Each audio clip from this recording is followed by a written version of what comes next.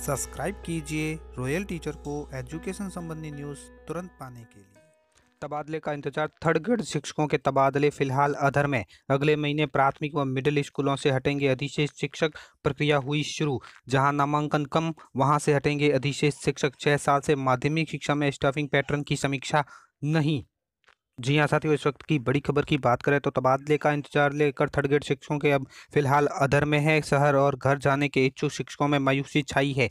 शिक्षा विभाग के लिए शुरू से चल रहे थर्ड ग्रेड शिक्षकों के तबादले अभी तक अधर में ही है। ये तबादले कब होंगे इसके बारे में कुछ पता नहीं है। हालांकि गत सरकार के कार्यकाल में कुछ समय के लिए तबादलों के पर प्रतिबंध हटा था, लेकिन बहुत कम तबादले हुए। लगातार शिक्षक संगठन भी तबादलों का इंतजार कर रहे हैं। राज्य सरकार की ओर से थर्ड ग्रेड शिक्षकों के तबादलों पर रोक हटाने के लिए कई शिक्षक भी उत्साहित हैं, लेकिन अभी तक तबादले का इंतजार है। जोधपुर जिले में आने व शहर आने के लिए करीब 4000 शिक्षक इच्छुक है, लेकिन ऑनलाइन आवेदन के बावजूद अभी तक तबादलों को अंजाम नहीं दिया गया है। तबादलों को लेकर शिक्षक संघों में भी भारी नाराजगी है। राजस्थान शिक्षक एवं पंचायती राज संघ कर्मचारी संघ के प्रदेश महामंत्री शंभू सिंह मेड़तिया कहते हैं कि शिक्षकों में आक्रोश है। तबादला नहीं करना सरकार का महंगा साबित हो सकता है। राजस्थान शिक्षक संघ राधाकृष्ण जिला अध्यक्ष इंद्र विक्रम सिंह चौहान ने कहा कि ऑनलाइन आवेदन ले लिए गए हैं, उसके बाद स्थितियां बदल चुकी है। राजस्थान शिक्षक संघ राष्ट्रीय के जिला संयुक्त मंत्री सुभाष विश्नोई ने कहा है कि एक दिन इक्का दुक्का आदेश निकल रहे हैं। जिन शिक्षकों के स्थानांतरण के लिए आवेदन किया है उनके लिए एक आदेश जारी कर वर्षों से लंबित तबादलों पर शिक्षकों को राहत दी जाए।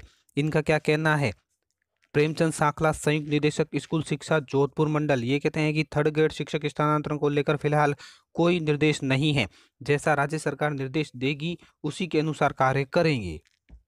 इसी प्रकार बात करें अगली खबर की तो अगले महीने प्राथमिक मिडिल स्कूलों से हटेंगे अधिशेष शिक्षक। प्रक्रिया हुई शुरू। प्रदेश की जिन सरकारी प्राइमरी व मिडिल स्कूलों में बच्चों की संख्या के अनुपात में शिक्षक ज्यादा है, शिक्षा विभाग ने वहां से इन अधिशेष शिक्षकों को हटाने की तैयारी शुरू कर दी है। ऐसे अधिशेष शिक्षकों को प्राथमिक शिक्षा निदेशालय द्वारा स्टाफिंग पैटर्न और सामान्यीकरण के तहत हटाकर उन स्कूलों में लगाया जाएगा जहां पर ऐसे शिक्षकों की जरूरत है। शिक्षा स्कूलों में स्टूडेंट और शिक्षकों की संख्या के आंकड़े इकट्ठे किए जा रहे हैं। शिक्षा विभाग की शाला दर्पण साइट पर इसके डाटा अपलोड होंगे। उन्होंने बताया कि किस सरकारी स्कूल में कितने स्टूडेंट है और कितने शिक्षक है। उसके बाद 8 से 11 दिसंबर तक काउंसलिंग के माध्यम से अधिशेष शिक्षकों को अन्यत्र स्कूलों में लगाया जाएगा। शिक्षा विभाग उन टीचर्स की मैपिंग व लिस्ट 6 से 7 दिसंबर को जारी करेगा जो स्कूल में छात्र संख्या के मुकाबले अधिशेष है यानी ज़्यादा है। ऐसे टीचर्स की लिस्ट जारी होगी। जिन सरकारी प्राथमिक व उच्च प्राथमिक स्कूलों में अधिशेष शिक्षकों को हटाया जाएगा उसका आधार इस साल 31 अक्टूबर की छात्र संख्या रहेगी। इस दिन कितने स्टूडेंट का एडमिशन हो चुका है यह आंकड़ा शाला दर्पण पर ऑनलाइन अपडेट करना होगा। उसके बाद एनआईसी की ओर से स्टाफिंग पैटर्न को शाला दर्पण पोर्टल पर लाइव किया जाएगा। शिक्षा विभाग में 8 सदस्यीय दल गठित हुआ है। शिक्षा विभाग बीकानेर की संयुक्त निदेशक की अध्यक्षता में एक कमेटी का गठन किया गया है जो प्रदेश में हो रहे सामान्यीकरण पर नजर रखेगी। इस कमेटी में शाला दर्पण प्रकोष्ठ के उप निदेशक, सीडीओ बीकानेर, सीडीओ प्रारंभिक शिक्षा निदेशालय शाला दर्पण के अनुभाग अधिकारी को शामिल किया गया है। इसके अलावा शैक्षिक अनुभाग, बजट अनुभाग और संस्थापन अनुभाग के अधिकारी को भी शामिल किया गया है। बात करें इसी के संबंध में तो 6 साल से माध्यमिक शिक्षा में स्टाफिंग पैटर्न की समीक्षा नहीं हुई है। हर 2 साल बाद समीक्षा का प्रावधान है। 3 साल में 12 लाख नामांकन यहाँ बढ़ा है। माध्यमिक शिक्षा के स्कूलों में 2015 से लागू स्टाफिंग पैटर्न व्यवस्था की समीक्षा 6 साल से नहीं की गई है, जबकि इसे लागू करते समय हर 2 साल बाद समीक्षा कर बढ़े नामांकन के आधार पर पदों को घटाने व बढ़ाने का प्रावधान किया गया था। इस प्रावधान के बाद एक बार भी स्टाफिंग पैटर्न की समीक्षा नहीं होने से शिक्षक संगठनों में रोष है।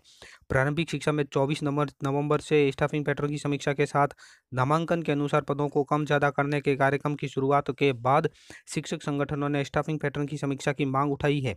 शिक्षक संगठनों का कहना है कि पिछले 3 सालों में सरकारी स्कूलों में 12 लाख विद्यार्थियों का नामांकन बढ़ा है, जबकि स्कूलों में स्टाफ अभी भी 2015 के नामांकन के अनुपात में ही स्वीकृत है। सरकारी स्कूलों में 1 करोड़ विद्यार्थी है अध्ययनरत। कोरोना काल के बाद सरकारी स्कूलों में तेजी से नामांकन बढ़ा है।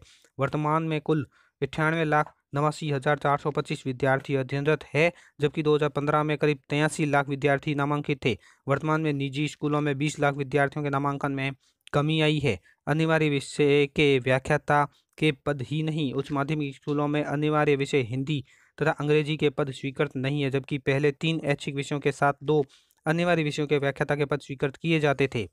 बाद में केवल 3 ऐच्छिक विषयों के ही पद दिए गए। स्टाफिंग पैटर्न व्यवस्था के बिंदु संख्या 6.2 में व्यवस्था दी गई है कि जिन स्कूलों में 11वीं और 12वीं में 80 से अधिक विद्यार्थी होंगे, अनिवार्य विषय के व्याख्याता के पद भी दिए जाएंगे। ऐसे स्कूलों में भी अनिवार्य विषय के पद नहीं दिए गए हैं। अनुमान के मुताबिक प्रदेश में करीब 4000 स्कूलों में इन कक्षाओं में 80 से अधिक की छात्र संख्या की शर्त पूरी होती है।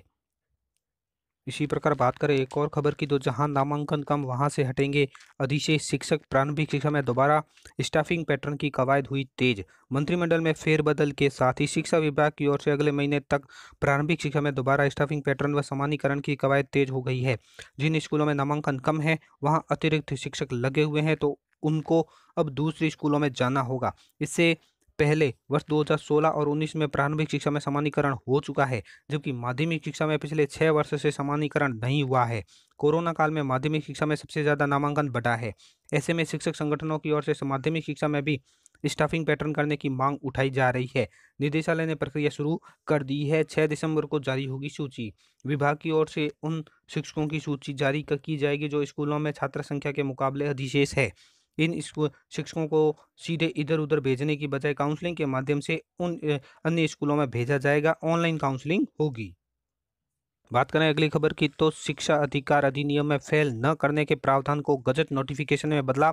8वीं बोर्ड के परीक्षार्थी इस बार अनुत्तीर्ण भी किए जा सकेंगे। शिक्षा के अधिकार अधिनियम के तहत 8वीं कक्षा के विद्यार्थियों को अनुत्तीर्ण नहीं करने के प्रावधान को केंद्र सरकार और राज्य सरकार दोनों ने गजट नोटिफिकेशन निकालकर बदल दिया है। इसके अनुसार अब 8वीं के विद्यार्थियों को फेल भी किया जा सकेगा, लेकिन ये प्रावधान पिछले 2 शिक्षण सत्रों में कोरोना महामारी के कारण सभी विद्यार्थियों को बिना परीक्षा के ही क्रमोन्नति करने के कारण लागू नहीं किया जा सका। चूंकि अब सत्र 21-22 पूरी क्षमता से स्कूलों में शिक्षण शुरू हो चुका है तथा यदि परिस्थितियां अनुकूल रहती है तथा परीक्षाएं सुचारू रूप से आयोजित होती है, तो इस बार राज्य सरकार 16 सितंबर 2020 के गजट नोटिफिकेशन के अनुसार प्रावधान अनुसार 8वीं के परीक्षार्थियों को अनुत्तीर्ण भी किया जा सकेगा। केंद्र सरकार ने 11 जनवरी 2019 के भारत के राजपत्र में इस नोटिफिकेशन को तथा उसके बाद राज्य सरकार ने भी 16 सितंबर 2020 को अपने राजपत्र में इसे प्रकाशित कर परीक्षा पास नहीं करने वाले परीक्षार्थियों को अनुत्तीर्ण करने का प्रावधान कर दिए हैं। हालांकि इसमें ये प्रावधान भी किया गया है कि मुख्य परीक्षा पास नहीं करने वाले परीक्षार्थियों को 2 माह बाद एक बार फिर परीक्षा ली जाएगी। अगर उसमें भी ये पास नहीं होते हैं तो उसमें उस कक्षा को रोका जा सकेगा। इस प्रावधान में के बारे में न तो संस्था प्रधान न ही विभागीय अधिकारियों को जानकारी है। जब संस्था प्रधान तथा विभागीय अधिकारियों से इस बारे में पूछा गया तो अधिकांश इस प्रावधान के बारे में अनभिज्ञता जाहिर की, तो कुछ ने कोई जवाब नहीं दिया। पत्रिका के पास राज्य सरकार के उस गजट नोटिफिकेशन की प्रति उपलब्ध है जिसमें कहा गया है कि 5वीं और 8वीं की मुख्य परीक्षा में अनुत्तीर्ण होने वाले विद्यार्थियों की 60 दिवस में पूरक परीक्षा ली जाएगी। पूरक परीक्षा में पास नहीं होने वाले 8वीं के बच्चों को उस कक्षा में रखा जाएगा, लेकिन 5वीं के बच्चों को रोका नहीं जाएगा।